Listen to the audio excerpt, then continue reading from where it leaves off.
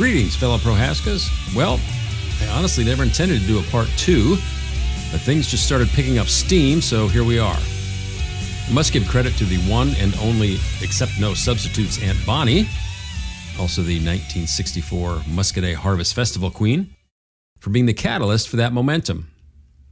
It re-inspired me to keep digging, and it certainly impacted my dad, Dan, Rick and Barb, Jeannie and Guy, and people like Betty Litticoat, whom I've never met, to dig in as well.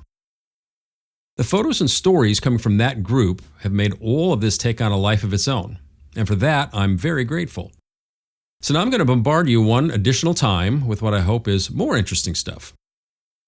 And a quick note on photos. Some of what you're going to see here has been enhanced with technology. Nothing is fake, nothing created out of thin air using AI, but where photos could be scanned at a high enough resolution, some modern tools could really work some magic, and the results are pretty cool. Anyway, before getting into the new stuff, since it seems like Prohaskas I've never met have found their way to these videos, and candidly haven't a clue who I am, here's a quick snapshot. I'm number 6 in my lineage that started with Jacob. His son Frank was my great-great-grandfather. His son John, the one-armed carpenter, was my great-grandfather. His son George was my grandfather, and his son Ron is my dad. And as a side note, as I mentioned in the first video, I was surprised and excited to see many musicians in the Prohaska crew. I too am, or was, a member of that fraternity.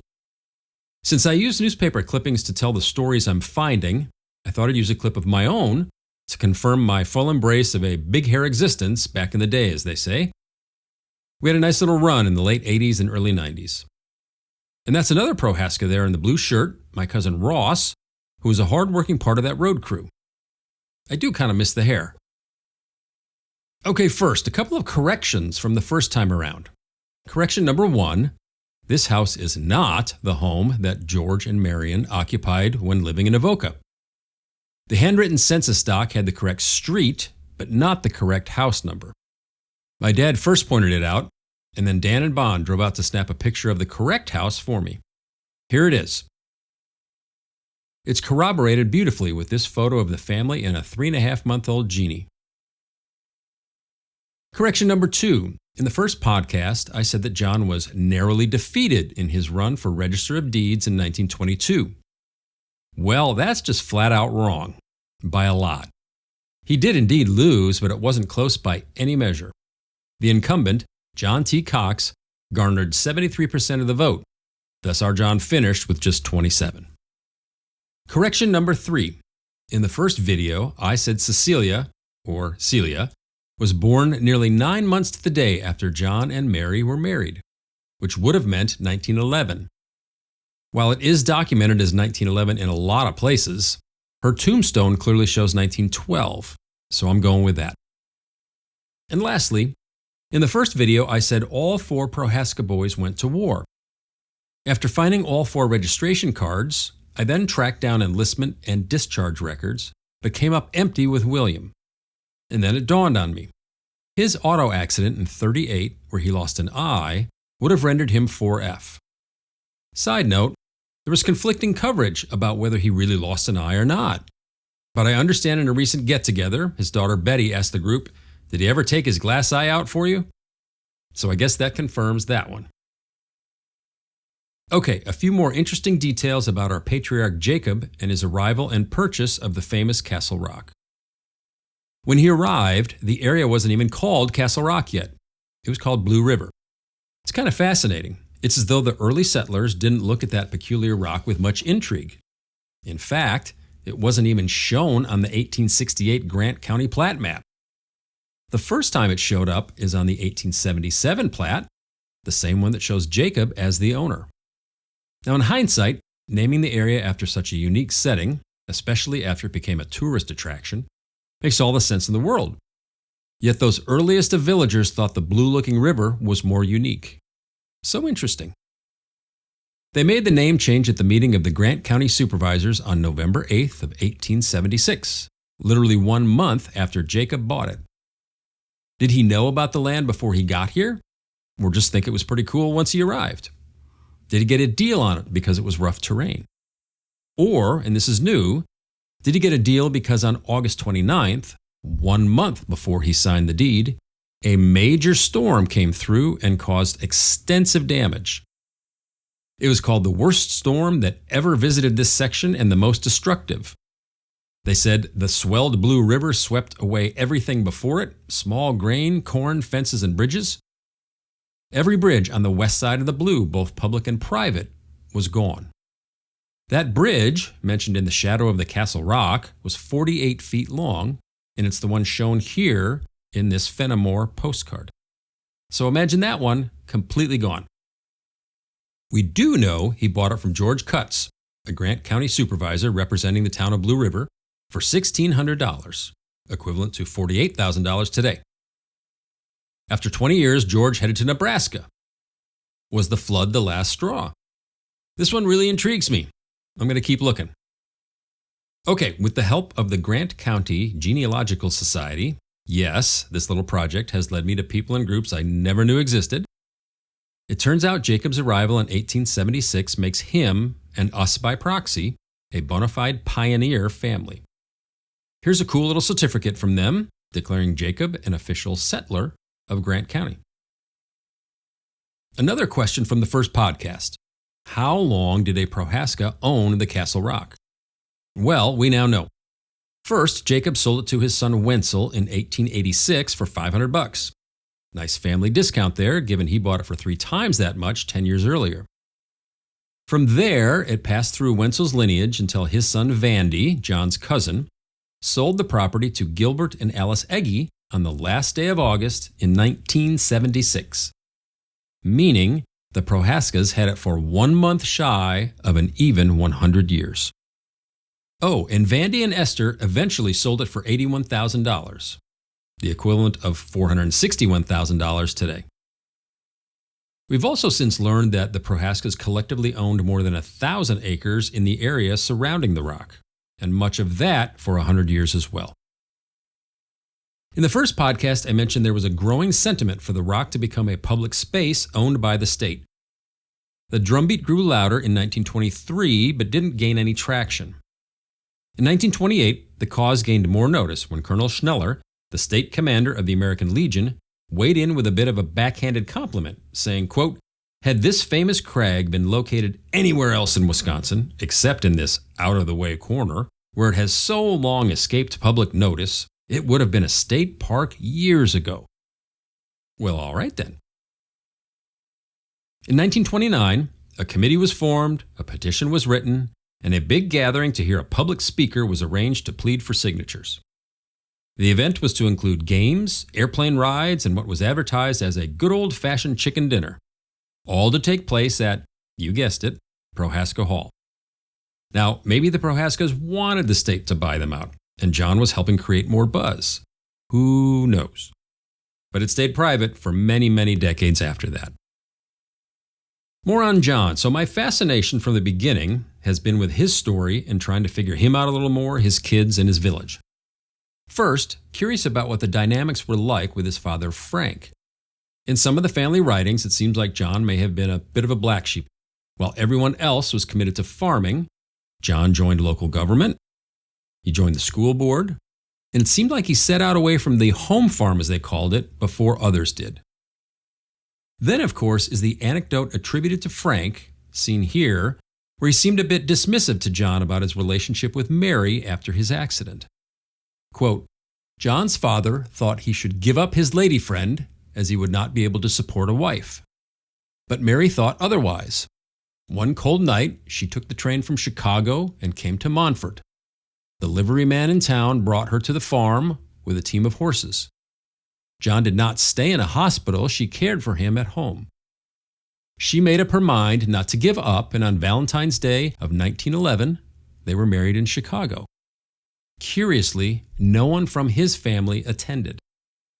Now, there's no indication those two things are explicitly related, but it's an interesting footnote. We do know where Mary came from. Here's her family's home in Zahori, and here's where they settled in the U.S. just outside of Chicago.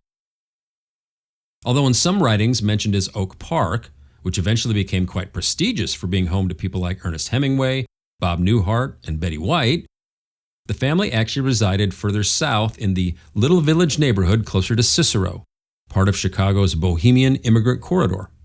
Occupations like tailor, shoemaker, or baker were extremely common among its residents. Mary seemed to be quite independent. Interesting reporting of her and another woman friend traveling via train to Chicago to see her parents. Taking Celia, William, and George, who was just an infant, had to have been an incredible undertaking. I still don't have all the details on what befell Mary that took her life so quickly and so young. But the more anecdotes I've found, sounds like John rarely, if ever, spoke about her or her demise later in life. And there's absolutely no evidence he ever entered into another relationship, much less remarried. When she passed in 1921, this is the 3-line reference in the newspaper. No obituary. Not even a mention of her actual name, just Mrs. John Prohaska. Now, I know that was quite typical at the time, but it's still jarring to see it in such stark terms. Here are those 5 small children it mentions. Look at those ages, and wrap your head around that. There's some murkiness about what happened right after she died, some conflicting stories about who lived where, who raised whom. It seems as though the assertion that, quote, the family got split up a bit is accurate. One story has the county showing up to check in on the situation and very likely talk about putting those kids in some form of foster care. Another story has John's sister Emma moving in to help. Yet another suggests the possibility that Emma actually raised Jack, so he may have left with her when she got married. Some things we do know. Celia went to school through the 8th grade. She left the Ridge at 17 when she married Ed Nechtvatel. He was 27. The wedding took place in St. John's, right across from where she grew up. 1,200 people attended her shower at Prohaska Hall. They moved to Highland right after the wedding, where Ed was involved with a Chevrolet dealership, before eventually taking up farming in Fenimore. Oh, and they were in an awesome band together that played Prohaska Hall many times. What she did from ages 14 to 17, I have no idea. Bill completed the 5th grade and spent the most time on the Ridge of any of the kids. I'll get deeper into his timeline when I cover the Midway Garage, but when he married in 1940, George was the best man. They too had a big crowd in Prohaska Hall, and then he stayed until 1947 before heading off to Montfort. Lottie did go and graduate from high school the same year as Jack, even though he was 2 years older. He was class secretary, an actor in school plays, and then enlisted in the Army in 1940. As we discussed in podcast number 1, he had a hell of a time in World War II, was discharged in 43, and then he and Mary moved into the space above the tavern in 48, where they stayed and helped John run everything until 1953. The 1950 census refers to him as tavern/garage, so I guess there's a decent chance he carried on with auto repair work as well. Jack was the class vice president. He too acted in school plays, and he worked for Bill in the garage on the Ridge until he enlisted in the Army in 42. He went to war, came back in 46, but set up home in Dodgeville after he got married in 48. And then George. We're all pretty confident there was a stretch where he stayed with his Uncle Joe in Highland, and we know he changed the spelling of his last name while in high school. It's a ballsy thing to do when you're that age. What was that all about? No one seems to know. I haven't yet heard a solid reason why, and literally no one else other than Joe made that change. I can't find any evidence that he worked for his father on the Ridge or stayed to work at his brother Bill's gas station. He seems to have moved on pretty quickly when he went to live with Celia and Ed on this beautiful farm in Fenimore. When he married, Lottie was the best man, but the wedding dance was not held at Prohaska Hall. He then lived in Madison, not the Ridge, after the wedding, and lived in Avoca and Muscadet, not the Ridge, after the war. And then a bit of a head scratcher. At George and Marian's very well-attended 25th wedding anniversary, held in what was by then called the Castle Rock Ballroom, John's name does not appear in the guest book, nor does he appear in any of the photos from that night. You would have thought he would have been there. There's just not a lot of mentions around George and John in what's been written where there are about others. This photo did emerge, though, which is fantastic. It was taken in October of 1953, just shy of John's 70th birthday, and right around the time he sold off the ridge and retired. George was 37, Marion was 36. As with every photo that has been tracked down, John just isn't smiling. And in every one of those photos, the other person or people are. Now, it's not fair to make any assumptions, but it's an interesting observation. All right, on to Bone Gap. Naming the village was really interesting. Absolutely no idea where he got the name. But boy, it sure didn't stick. It just got no mentions after that first flurry of coverage. As you recall in podcast number 1, the only shot of that street was this really blurry one I compared to the Grapes of Wrath. Well, we hit the jackpot when this photo was discovered. I mean, we had the aerial view, which blew my mind enough, but this is amazing.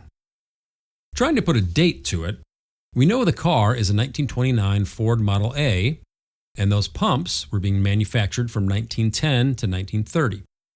So my best guess is this was taken somewhere between 1929 and 1933, which was a booming time for John. And this is actually pretty cool. A today versus yesterday view from relatively the same angle. To think of the generations of people that celebrated life's milestones on that spot, shopped for everything from seeds to soup, had a beer or 3, gassed up their tractor or car, and now, right back to weddings and anniversaries and meetings, just like Prohaska Hall did for so many decades. It's really something. Now, the general store, that was really the anchor. Curiously, no real ads for it anywhere. It gets mentioned a lot and shows up in ads for other things like cucumber seeds. Or, like in the 30s, when there was a rat infestation in Grant County, Prohaska store was an official place to get your poison. It was where you both purchased your green bean seeds and where you dropped off your harvest for the Green Bay Canning Company to come pick up. Cucumbers were big that way too. The only time anything standalone popped up was for things like this event in February of 1931. And here's the only photo I've found of its interior. Those are Laudie's boys, Jim and David, putting this photo in the early 50s. Now, podcast number 1 was incomplete when it came to the garage. We now know that Bill sold Cool Motor gasoline from his City Service branded station. Even found it on this 1937 City Service Wisconsin road map. The question is, how long did it operate? Piecing a few things together, first, photo number 1 shows 2 glass cylinder gas pumps, which we said were used from the 1910s through the 1930s. Second, we know in 1932, the Midway Garage appeared alongside Prohaska's store as merchants sponsoring the 2-day Prosperity Gala Days at the Arcadia Theater in Cobb. In 1940, when he married Elizabeth Eggers, the wedding announcement makes mention of him owning and operating the Midway Garage. Then, at some point, we see the arrival of a new, shorter gas pump that was popular in the 40s and 50s. We know for sure he left for Montfort in 47 because there was a write-up in the paper in that November announcing he had taken over the Texaco station. Then on Christmas Day in 47, right next to Abbott and Costello's Buck Privates Come Home, the much-awaited sequel to Buck Privates, lists him as the guy in charge. He ran things in Montfort until 51, as evidenced by this clipping announcing his departure. So maybe a 10-year stretch on the ridge? And here's his Montfort station. Well, the actual aerial shot, and imagery of what the building and sign would have looked like at that time. And a book of matches from the Montfort Texaco a little while after Bill got out. And here's the location today. It houses the Country Treasure Chest right across from the quite famous Rural One popcorn facility. I covered Prohaska Hall pretty extensively in the first podcast, but have uncovered some additional stuff. First, 5 years into its existence, it helped host a massive turnout for the St. John's Jubilee right across the street. And if you look at that picture and go, that's not St. John's, well, you're absolutely right. That's the original church that was replaced in 1941 by the church you see today. 3,000 people showed up, and the dance hall served 880 people a chicken dinner. That is a lot of f***ing chicken. To fire things up, John brought in the Dutch band from Avoca. That resulted in 51 gallons of ice cream, and they ran out, 90 cases of pop, wow, and 36 cases of, as the Lancaster Leader Press reported, quote, real beer. Not that near beer stuff you were supposed to be doling out during Prohibition. So I dug into that a bit. I've confirmed serving, or at least allowing, real beer in the hall during Prohibition was more than probable. There's quite solid evidence that said it was a very common practice in rural Wisconsin, especially because of the brewers in the state, for local law enforcement to just look the other way. In this case, that beer very likely was supplied by the Mishicot Brewery that was raided by the feds in October of 29, or the Potosi Brewery, who provided John with some awesome-looking signs to hang outside the tavern a few years later. When Prohibition was officially over, John really stepped things up. At the start of the 1930 season, he advertised a refinished and redecorated hall, a new dance floor, and refreshments. Now, did that finally acknowledge beer, or was food making its way into the equation? I don't know. He also started more aggressively offering promotions to increase crowd sizes. Charging guys, but not the ladies, may have been standard, but he began offering high-quality chocolate as an enticement, fireworks, prize nights, radio raffles. He expanded to include traveling vaudeville shows and dance and fiddler contests. Then he really went all out again with aviation. Here, 200 people enjoyed a ride in Colonel W.A. Hansley's 6-passenger monoplane before a dance at Prohaska Hall was enjoyed by all. But if you thought that was cool, John was an early adopter of an air-driven promotional tool that began in the late 20s and peaked at Super Bowls, World Series games, Indy 500s. Yes, John offered rides in the Goodyear blimp. The Fenimore Times said, quote, Sunday afternoon would have been a good time to visit melon patches and vineyards over on Castle Rock Ridge without molestation, for everyone was at Prohaska store watching the airship make its trips up into the sky. That first version was called the Pilgrim, and that's it right there. Turns out it made its way across the Midwest to dazzle local fairs, grand openings, and all sorts of community events. From 1925 to 1931, the Pilgrim made 4,765 flights, carried almost 6,000 passengers, including those brave souls at John's store in 1928. Next up, changes in advertising. He started experimenting with different headlines, phrases, taglines. Come one, come all to Prohaska Hall. That's pretty good. Straight ahead stuff like good music and good time assured. Dance music as you like it. Good music. A little good-natured peer pressure. Follow the crowd. Everyone has a good time on the ridge. And then he even got a little cheeky. Come on up to the ridge where the breezes blow. Up-to-date music, hot and sweet. And plenty of whoopee. And sometimes he just called it as it was. Dance, as usual, at Prohaska Hall. They can't all be winners.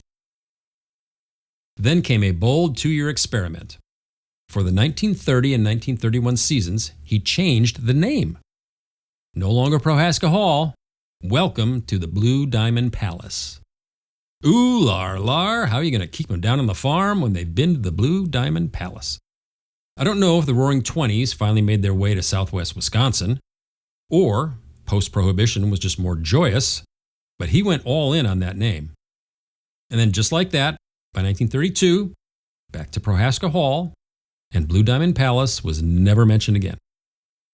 So, while there's ample evidence beer was served in the store and dance hall from very early on and plowing right through Prohibition, John didn't obtain his first official liquor license until 1941. That's a lot later than I would have thought. Quickly back to the Midway. Fun little forensics exercise here.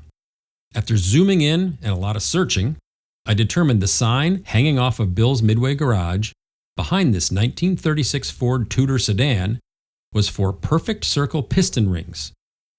They seem to be incredibly rare at this point. A ton of reproductions out there, but the last authentic one I found at auction was nearly 8 years ago, and then it sold for $3,900. So that got me looking for more. Here's a fuzzy zoom in on a sign outside of the store. After more than a few rabbit holes, I finally found the exact match.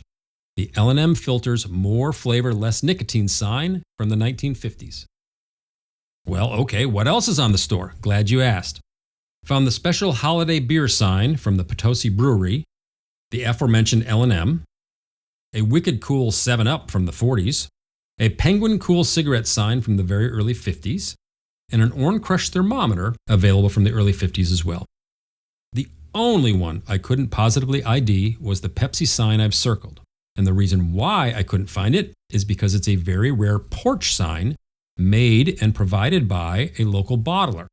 In this case, either Dubuque or La Crosse. I didn't even know that was a thing, so finding an example online has proven to be impossible. But it is what's called a double dot logo version, which is highly desirable in the collector community. I know that because I've spent the last 30 years collecting tavern and general store advertising long before I knew my great-grandfather owned both. How crazy is that?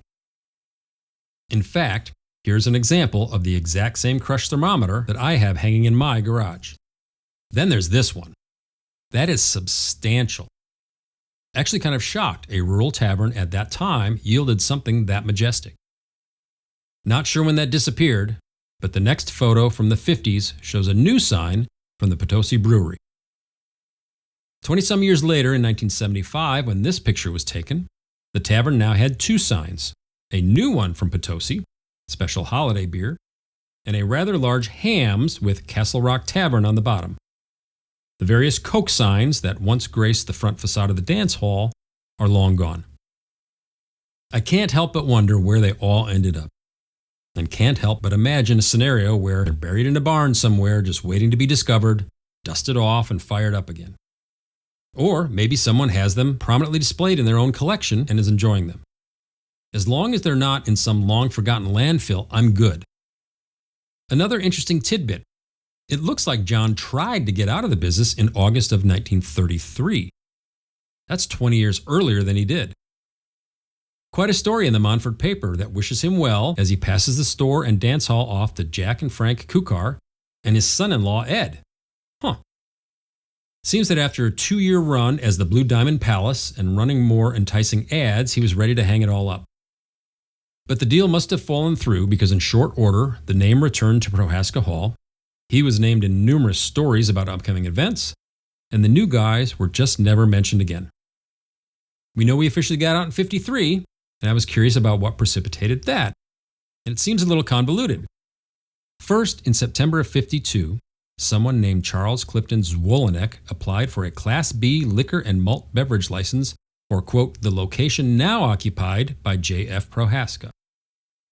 That deal flamed out for some reason, and by late November, Mr. I can't pronounce his name applied for a new liquor license further west. Then in January of '53, John fell and broke his hip. In November of '53, Vandy Foyt pops up as the new proprietor. An interesting sidebar here. Did John want out so quickly he let Vandy take over without any money exchanging hands? Because the documents at least suggest even though the handoff happened in '53, Vandy didn't pay him until '65. Then at the very end of his life, all we have are anecdotal stories about some family strife when it came to where John would live. Sounds as though he was passed around a bit. It was described as a bit difficult. We do know he ended up in the nursing home in Muscadet, where he eventually passed away. And then his obituary. In the first one that appeared on May 6, 1967, he was referred to as a retired area farmer. The second one that ran a day later at least mentioned that he owned and operated the Castle Rock General Store and Tavern. No mention at all of the dance hall, much less everything else. I mean, wow, here was, by modern assessment, a true Renaissance man. He becomes disabled and picks an incredibly difficult vocation. He's civically engaged as a town treasurer and school board member. He allows the hall to be used by the town and county for public meetings. He's an entrepreneur who builds a village, much less by himself. He's creative as hell, all of his ads reflect that. And there's musical DNA in there somewhere. To become basically a concert promoter, but more importantly, to provide a space for live music, live local theater, traveling vaudeville shows, and even movies, that's a real patron of the arts, especially in what's been described as the middle of nowhere. And even his general store, which I've really barely mentioned, seems to be where all of the local farmers got their seed and where they sold their vegetables. So to sum all of that up as, quote, retired area farmer, What a crime. So maybe these videos can serve as a more permanent time capsule. Okay, wrapping this all up with a handful of photos. First, who are these kids? I was convinced it was George and his siblings, but it sounds like everybody's not so sure. I remain convinced the boy third from the left sure looks like George. As for the rest, it's hard to make the math work. If Celia was 4 years older than George, William 3 years older, and Lottie 2 years younger, that's a 6-year spread that's hard to see in those kids. But I'm even further convinced that they're sitting behind the store and the dance hall is on the left, their right. It's a cool photo regardless. The rest are mostly from the family photo albums Marion used to diligently doc the family's life events from the 40s to the early 70s. In most cases, she handwrote the event, the date, and who was in it. Here are a couple from the war era. On the left is Marion and George in Highland. On the right, George and some army buddies, and I have no idea where. Here's a fun photo of Rick's 11th birthday. For the record, the photographer chopped off the heads, not me. Here's a very stylish family on Mother's Day of 1963. And speaking of stylish, I couldn't help but notice that mid-century modern television set. So I tracked that down. It turns out it was actually pretty rare and made not by the big dogs like RCA, Zenith, or GE, but by the Spartan Corporation, the same folks who made that very highly sought-after Spartan Bluebird radio right there. So somebody in Muscadet was a dealer for a very fashionable electronics line. Here's Marion and George's 25th wedding anniversary, and then a group shot at their table. First observation, I'm 8 years older than the two of them. And I'll quickly move on from that. But this also gives our first look inside the hall, even though this version was the Castle Rock Ballroom and out of the family for 13 years. So I suspect it looked quite different during the heyday 35 years prior. This and subsequent photos show a pinkish color with gray accents. And the next picture shows large wall coverings from the Ham's Land of Sky Blue Waters campaign, which was launched well after John sold the place. There's that Ham's imagery behind the stage being occupied by Jim Gorman and his rhythm masters. During Christmas of 1964, the Toy Town at Harold Shipley's Ben Franklin store in Boscobel featured everything from 10-cent stocking stuffers to a $2.22 mechanical clown and even a $2.17 Etch-a-Sketch. But the single most expensive gift by a long shot was the Eldon's Racetrack set that retailed for $21.95, though on sale for just $14.99. Still $150 today. So I assume there was great excitement when one was under the tree that year. I bet there's a reasonable chance the remnants of that are still in a box somewhere. And car-related gifts seem to show up a lot. Here in Christmas 3 years prior is one of the coolest things I've ever seen. A fully functioning car dashboard. Ignition, wipers, horn, turn signals, lights. The ad says just like a real car. Rick's came with a dashboard Jesus, which was not part of the product. That deal had to have come from Marion or George. More cars in the form of crazy-looking model kits for Rick's 12th birthday. Much like those early photos of Rick with cars foretelling his lifelong appreciation for automobiles, I was a little taken aback by this photo of a wall in the Muscadet basement covered in what appears to be movie stars, musicians, and athletes. I honestly have no idea who put them there, but the DNA seems strong when you look at the modern version of that collecting in my basement. The universe does work in mysterious ways. And lastly, cakes, lots and lots and lots of cakes. So, thanks for riding along on my obsession. Yes, I've made myself Prohaska Hall swag. Yes, I've tracked down County G and Prohaska road signs. Yes, I'm talking with the State Historical Society to get a photo and write-up documenting Prohaska Hall for the historical record. But more importantly for me personally, all of this has provided an anchor to my existence that simply wasn't there before, and that void felt real. And it sounds like some of you have dug out old stories, either seldom told or even never told, that have provided joy to others who've now heard them. So that's it. I'm now on the prowl for any and all advertising giveaways that had to have been part of the general store, tavern, dance hall, and gas station. As you see from these examples here, this tactic was huge in the 1940s through 1970s. So something exists somewhere, and I'm determined to find it. Okay, that's all. Thanks for coming along for the ride. So long, everybody. Peace and love from a beloved wanderer.